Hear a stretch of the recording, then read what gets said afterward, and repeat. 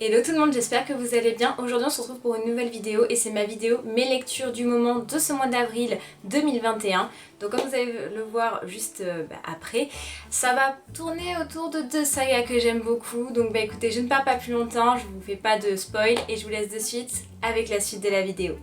On va commencer avec le premier livre que j'ai lu qui est le dernier tome de la saga The Mortal Instrument de Cassandra Clare. C'est The Mortal Instrument, les dernières heures, tome 1, la chaîne d'or. Alors, pour ce livre-ci, je ne savais pas du tout qu'il allait sortir. Voilà la petite histoire, comment je l'ai découvert. C'est que en allant chez Mola, comme à chaque fois où je me balade dans tous les rayons pour trouver de quoi lire, je suis tombée sur le dernier tome et je me suis dit, elle en a écrit un autre, c'est juste pas possible. Et comme vous le savez, la saga The Mortal Instrument est une saga que j'adore, qui est vraiment la saga que j'ai préféré lire je pense avec Harry Potter et donc du coup je me suis pas empêchée de l'acheter. Donc comme vous pouvez le voir, c'est un assez gros pavé, il est énorme, c'est un livre qui fait, alors attendez que je vous dise bien, hop, 715 pages, mais n'ayez pas peur parce que l'écriture, comme vous pouvez le voir juste maintenant, est vraiment très grosse, donc du coup ça se lit très facilement et assez rapidement. J'ai adoré ce tome-ci, vraiment je l'ai adoré comparé à l'autre que j'ai juste ici pour vous le montrer. Donc c'était The Mortal Instrument de la malédiction des anciens, livre 1, les parchemins rouges de Cassandra Clare et E.T. Wesley Chou. Celui-là je l'avais pas du tout apprécié, comme je vous avais dit c'était assez étonnant de ma part. Venant d'un livre, d'un tome de The Mortal Instrument, mais je pense que ce que j'ai pas aimé dans celui-ci c'est qu'en fait il est écrit en collaboration et donc du coup c'était pas le même style d'écriture que l'auteur original de cette saga là, et quand je suis tombée sur celui-ci j'ai vraiment adoré. Alors je vais vous lire le synopsis et je vais vous dire un petit peu ce que j'ai pensé de l'histoire. The Mortal Instrument, les dernières heures, tome 1, la chaîne d'or. Cordelia Casters imaginait son avenir tout tracé, s'entraîner dur pour devenir une chasseuse d'ombre et protéger le monde. L'arrestation de son père va tout remettre en question. Accompagnée de son frère, la voilà à Londres pour tenter de le tirer d'affaire. Là-bas, elle renoue avec James et Lucy Hirondelle, ses amis d'enfance. Bientôt, Cordelia se retrouve entraînée de belles en mission secrète, tout en essayant de réprimer ses sentiments naissants pour James, déjà engagé. Pendant ce temps, le danger rôde. Quand une série d'attaques démoniaques d'une ampleur inédite met la ville à feu et à sang, Cordelia et ses amis décident d'agir. Mais comment écraser l'ennemi lorsqu'il est invincible ? Et qui est derrière ces attaques? Une autre question se fait obsédante. Ont-ils les qualités pour être des héros? Alors, au début, je vous avoue que je me suis pas trop retrouvée dans le livre parce que je compare beaucoup, et je vous le dirai aussi dans une vidéo spéciale que je vais tourner, une revue spéciale sur la saga The Mortal Instrument, mais il y a beaucoup de livres donc il faut vraiment que je me penche là-dessus pour vous faire une super vidéo. Je trouve que ça ressemble un petit peu à Star Wars, c'est-à-dire que, je m'entends quand je dis ça, c'est que les premiers tomes que j'ai lus sont à notre époque à nous.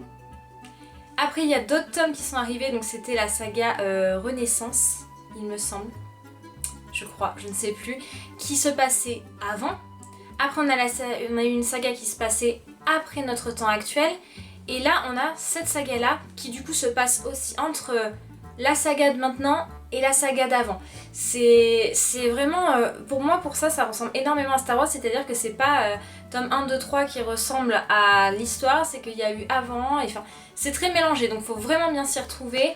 Au début j'étais un petit peu perdue, c'est après quand j'ai entendu parler des personnages qu'il y avait dans les tomes d'avant, qui sont Tessa, Will et James, là je me suis dit ok, j'ai compris, donc ça se passe bien avant.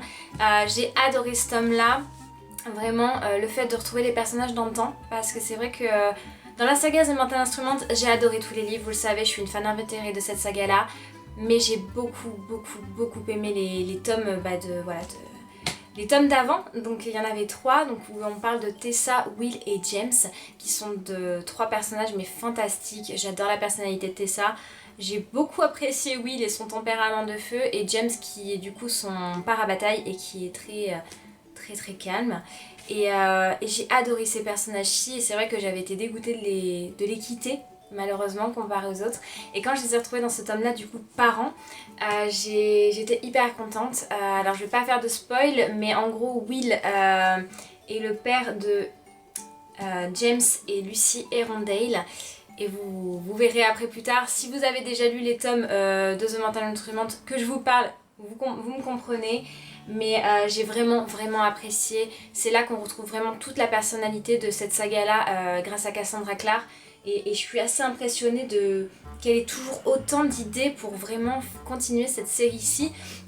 Je l'ai pas retrouvée, alors comme vous voyez là juste au-dessus du livre, il y a écrit la série Shadowhunter sur Netflix. Très sincèrement, la série, je retrouve pas ce que j'aime dans le livre. C'est bien dommage, mais ce tome-ci, mais juste une pépite, et je n'ai qu'une hâte, c'est qu'il sorte le nouveau, puisque je suppose, sachant que j'ai lu en ayant lu la fin, qu'il va y avoir une suite. C'est obligé. S'il n'y a pas de suite, moi je vais être profondément déçue. Mais waouh, franchement, énorme coup de cœur sur celui-ci. Je vous dis, j'étais vraiment déçue la dernière fois que j'ai lu un livre de Mortal Instruments et je me suis dit, est-ce qu'elle va vraiment réussir, est-ce qu'en écrivant d'autres tomes, elle va réussir à garder cette authenticité de la série en elle-même. J'étais pas sûre et je me suis dit, bon, je tente quand même le coup, on verra bien si je suis déçue ou pas. Et j'ai pas été déçue. Donc si vous êtes comme moi fan de cette saga, je vous le conseille vivement.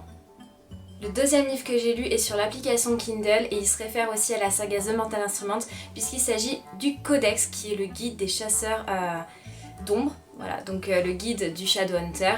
Et j'ai beaucoup apprécié, franchement je le connaissais déjà, je savais qu'il était sorti auparavant aux États-Unis, donc en anglais, mais ça m'embêtait un petit peu de le lire en anglais, je me suis dit on verra bien si ça sort ou pas en France, et c'est ce qui s'est passé. Donc du coup c'est un livre qui fait 35 pages, donc il dure moins d'1 heure, et je vais vous lire du coup le synopsis.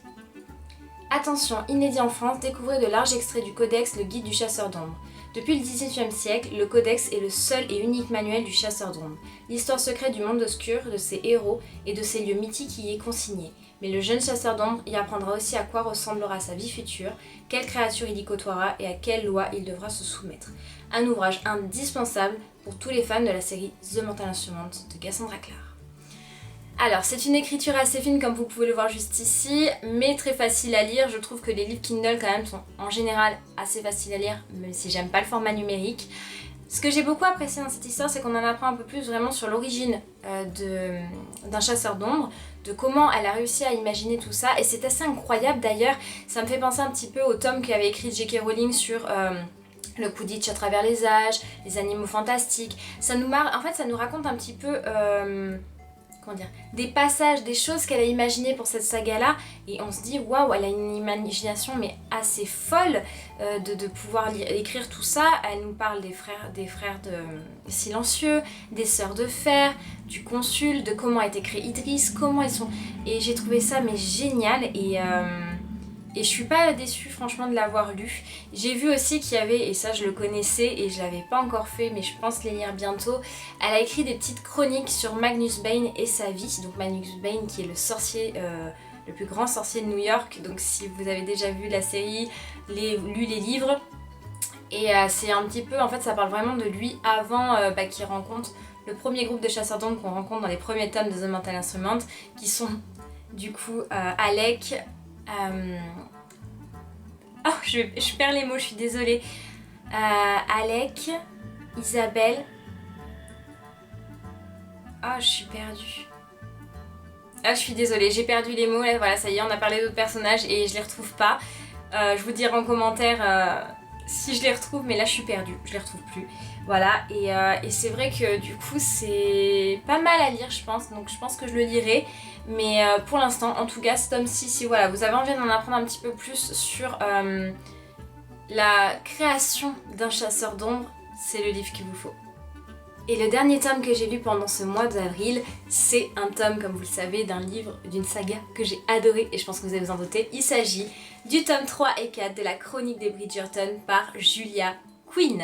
Je l'ai adoré. Déjà j'étais impatiente, je l'attendais vivement ce livre-ci, c'est pour vous dire, je passais quasiment toutes les semaines à la librairie pour savoir s'il allait sortir plus tôt. Bien évidemment c'était pas le cas. Il est sorti le 17 mars et je l'ai acheté de suite. J'étais vraiment fan déjà du tome 1 et 2, je me suis dit peut-être que j'aimerais le tome 3 et 4 ou peut-être un peu moins, on sait pas. Et j'ai vraiment pas été déçue. Donc le tome 3 et 4 parle de Bénédicte et Colin, qui sont les deux frères après Anthony, qui doivent se marier bien évidemment, et j'ai adoré. Vraiment j'adore l'univers de cette saga là, le temps, le style, j'aime beaucoup. J'avoue que le tome 3 sur Bénédicte ressemble beaucoup à l'histoire de Cendrillon. Je pense que Julia Quinn s'est beaucoup inspirée de ceci et j'avoue avoir beaucoup plus apprécié le tome 3 que le tome 4. Pas que le tome 4 n'était pas bien, je l'ai beaucoup apprécié aussi, mais le tome 3 a eu mon coup de cœur puisqu'il s'agit de Bénédicte, le personnage, voilà. Et j'ai beaucoup apprécié la personnalité de Bénédicte. C'est déjà le personnage que je pense a aimé le plus après le duc de Hastings dans la série. Parce que je trouve qu'il dégage un certain charme dans sa personnalité et sa façon d'être, comparé à Anthony qui est très sanguin et qui réagit très vite au quart de tour. J'avoue préférer le calme et la sérénité de Bénédicte. Voilà, et il me tarde de voir du coup la saison 3, puisque je sais que Netflix a annoncé que la saison 2 était en tournage et que la saison 3 et 4 arriveraient bientôt. Et j'avoue qu'il me tarde, bon, déjà bien évidemment de voir la saison 2, mais de voir comment ils vont réussir à adapter le tome 3 dans la saison 3 pour parler de Bénédicte. J'ai hâte de voir comment ils vont faire. En tout cas, c'était un livre vraiment super qui fait exactement 767 pages, donc il est énorme, c'est un pavé aussi. Et alors là, l'écriture, comme vous allez voir, elle est beaucoup plus fine que pour le livre de The Mortal Instrument. Là, c'est carrément vraiment plus petit, mais j'ai adoré. J'ai clairement adoré. Mais bon, je vais vous lire le synopsis et on en parle juste après. La saison mondaine commence à peine que les mères ambitieuses et leurs filles sont déjà sur le pied de guerre. Qui attrapera dans ses filets l'un des rejetons de la famille Bridgerton, grande pourvoyeuse de beaux partis? Une course d'obstacles s'annonce, d'autant que les ragots vont bon train. Ainsi, le fringant Bénédicte a beau clamer qu'il ne souhaite pas se marier, le peu court qu'il a croisé le regard d'une éblouissante inconnue lors d'un bal masqué. Et alors, me direz-vous? Et alors, la belle a disparu à minuit. Ce qui ne la rend que plus désirable aux yeux du jeune Bridgerton. Et qu'en est-il du charmant Colin, enfin de retour de ses pérégrinations sur le continent? Il a beau caracoler en tête de liste des célibataires les plus prisés, s'il est en quête d'une fiancée, il le cache bien. Aux grandes dames d'une certaine débutante qui pourrait bien avoir là un défi à relever. Mais n'ayez crainte, cher lecteur, votre dévouée chroniqueuse a plus d'un tour dans son sac lorsqu'il s'agit de donner un coup de pouce au destin. Rubrique mondaine de Lady Whistledown. Alors, comment vous expliquer? Le tome 3, j'ai beaucoup aimé parce qu'on en apprend plus sur Bénédicte, comme je vous le disais, et sa façon de penser, sa façon d'être. Qu'est-ce qui fait qu'il se sent pas à sa place dans sa famille, dû au fait qu'il est celui qui arrive juste après Anthony, qui est le vicomte du coup Bridgerton après le décès de son père, et comment il n'arrive pas à trouver sa place. Et j'ai trouvé ça assez sympathique, et j'ai beaucoup aimé apprendre aussi la personnalité de la fille qu'il a rencontrée au bal, qui est Sophie. Vous verrez si vous n'avez pas lu le livre, j'ai beaucoup aimé sa personnalité aussi à cette fille-là. Ce que j'aime beaucoup dans le livre de Julia Quinn, en tout cas pour la chronique des Bridgerton, c'est que les filles ne se laissent pas démonter par les garçons et elles ont vraiment leur tempérament, et ça c'est assez surprenant à cette époque-là et c'est génial. Et dans le tome 4, je vais pas vous dire de qui il s'agit, vous savez que voilà, ce tome 4 va parler de Colin, mais on va apprendre qui est Lady Whistledown. Comme vous avez pu voir dans la série, on nous fait comprendre que c'est Pénélope, Lady Whistledown. Et c'est bien évidemment le cas dans le livre aussi. Et vous allez voir comment elle arrive à se faire démasquer. Et j'ai trouvé ça plutôt sympa. J'attends de voir comment ça va être retranscrit en série. Mais j'ai trouvé ça super bien fait aussi. Et vraiment touchant. On apprend plus à connaître. En fait, dans le tome 4, on apprend à connaître Colin. Ça, c'est une chose sûre puisque c'est un tome dédié sur lui. Mais on apprend beaucoup aussi sur Pénélope, qui est un personnage beaucoup dans l'ombre, qui se tapisse, qui fait office d'objet de décoration, quand elle aime bien s'entendre dire dans le livre. Et j'ai été touchée par ça. C'est quelque chose que j'ai vécu quelque part. Quand, voilà, comme vous le savez, quand j'avais mes années collège, où je me sentais pas à ma place et où je me sentais un petit peu dans l'ombre. Et donc j'ai un petit peu compris ce personnage aussi, et ça m'a touchée, ça m'a fait penser à l'ancienne moi qui n'osait pas parler, qui n'osait pas dire ce qu'elle pense et qui se cache pour pas être vue, et qui au final du coup n'est jamais vue. Et ça m'a touchée vraiment. Et voilà, là j'ai qu'une hâte du coup, c'est de tomber sur le tome 5 et 6 pour voir ce que ça va donner. Alors il me semble que le tome 5 et 6 va parler de Héloïse et de Francesca, qui sont les deux sœurs après Daphné.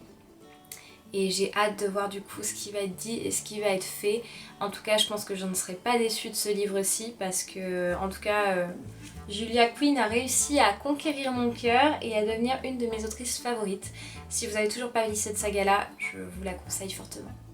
Et voilà tout le monde, cette vidéo est terminée, j'espère qu'elle vous aura plu. Comme vous avez pu le voir, ce mois-ci j'ai vraiment lu deux sagas qui me plaisaient énormément et qui ont été mes coups de cœur après les sagas Harry Potter. Ça a été du coup la Chronique des Bridgerton et The Mortal Instrument. Je suis un petit peu émue de vous avoir parlé aujourd'hui sur le tome 4 de la Chronique des Bridgerton de Pénélope. Parce que ça me rappelle le mal-être que je ressens encore des fois, parfois à pas me sentir à ma place et à me sentir seule, parfois.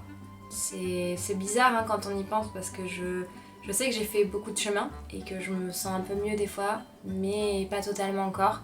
J'ai encore de grosses cicatrices qui malgré être cicatrisées quelque part, ressaignent de temps en temps. Et c'est vrai que quand je lis des choses ou vois des choses qui me font penser à ce que j'ai vécu, ça me touche et ça me rend émotive. J'ai pas envie de parler de tout ça là maintenant parce que ça serait bien trop long et qu'on est à la fin de cette vidéo, mais je travaille sur moi, comme je vous l'ai dit, je fais des cours de sophrologie, je le répète à chaque fois, je sais dans les vidéos précédentes. Ça m'aide beaucoup à être beaucoup plus zen, à être beaucoup plus posée et à me sentir plus sereine. Mais c'est pas encore ça au niveau de la confiance en moi et donc je pense du coup que j'irai voir quelqu'un pour m'aider pour ça. Mais en tout cas là n'est pas là le sujet, on va arrêter avant que je me mette à pleurer. J'espère en tout cas que cette vidéo lecture vous a plu. Si c'est le cas, n'oubliez pas de la liker, de la partager, de vous abonner à la chaîne si ce n'est toujours pas fait en activant la cloche de notification, de me rajouter un petit commentaire avec peut-être vos lectures à vous de ce mois-ci pour me dire, voilà, pour voir ce que vous avez lu, si moi je connais déjà, enfin qu'il y ait une petite interaction entre nous, ça c'est plutôt chouette. Et voilà, qu'est-ce que j'ai à dire d'autre, d'activer la cloche de notification pour les recevoir quand mes vidéos sortiront. Et puis quant à moi, je vous fais d'énormes bisous et je vous dis à très bientôt pour une prochaine vidéo. Salut!